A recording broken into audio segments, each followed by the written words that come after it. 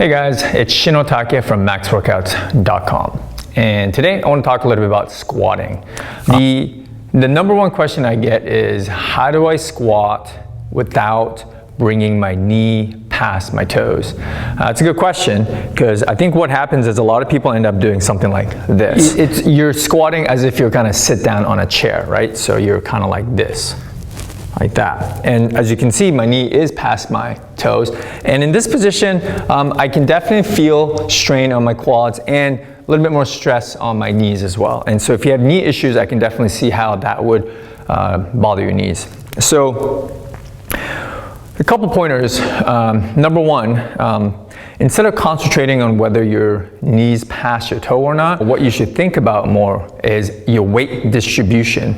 So when you're squatting like this, what's happening is that you've really kind of kept your butt sort of tucked in. So as you can see, I'm just sitting straight down. And it's a normal position, like when you're going to sit down and stuff, you have a stool, that's how you're gonna sit. What I'd like you to do actually is pretend that you're squatting on a toilet. And what you wanna do is you really wanna stick your butt back. As soon as you stick your butt back, the distribution of weight automatically changes. It's gonna look like this. So instead of just tucking and keeping my butt tacked, you're gonna stick your butt back. And as you do that, as you can see, as soon as I stick my butt back, you can see that my knees are in a position where it doesn't go past my toe, right? So if I keep my butt tucked in, it's gonna look like this. If I push my butt back, it's gonna look like this. And it's really as simple as that. So instead of concentrating on where your knees are going, you should really concentrate on where your butt is going. If you keep your butt tucked in, you'll notice that more of the weight is on the toes when you're doing this, but as soon as you stick your butt back, the weight is automatically shifted on your heel and it takes a lot of pressure off your knees. So low back straight, chest upright, stick that butt back, just like that.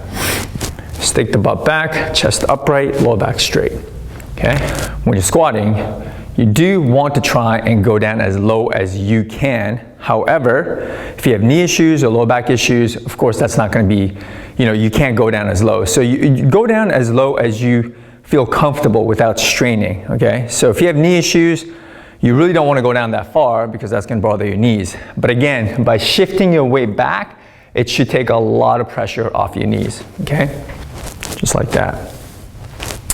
Now some people have trouble balancing themselves when they're squatting, and when you do this, again, your weight will automatically shift towards your heel, and sometimes people that have balance issues will feel like they're gonna fall backwards. So an easy way to compensate for that is by just having some type of weight. It can be any weight, lighter the better probably, but I have a dumbbell, just one dumbbell, and you can just hold it in your hands like this in front of your chest, and what that is going to do is that's going to help you balance your weight. So there's some weight now that you're going to carry in front of your chest, so that when you shift your butt back and squat down, you're not going to feel like you're going to fall backwards, right? And up. Okay? And again, as soon as I shift my butt back, the weight goes onto my heel. But again, because I have the weight in front of my chest, it's going to compensate for feeling like you're gonna, you lose your balance. Okay? So if you have issues with balancing, get a weight, put it in front of your chest, and try the squat. If you have issues with your glutes or you're just not strong enough, a lot of people end up doing, I'm exaggerating, but kind of like this, just like that. And again, that's a no-go.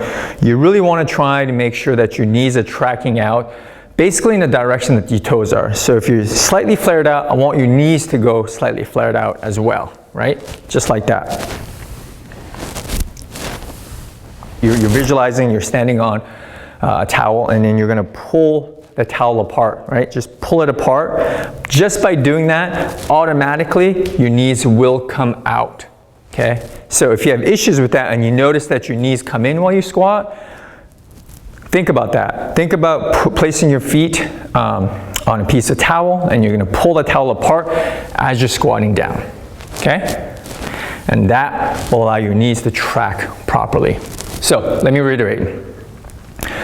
The important things are chest up, low back straight, shift your butt back, right? That automatically takes the tension off your knees and your quads. If you have balance issues, take a weight, put it in front of you. And then last but not least, make sure that your knees are tracking properly. In order to do that, if you have issues with that, pretend as if you're standing on a piece of towel and you're pulling the towel apart while you're squatting down, okay? Show you from the side here, again. And again, last but not least, only go down as far as you feel comfortable, okay?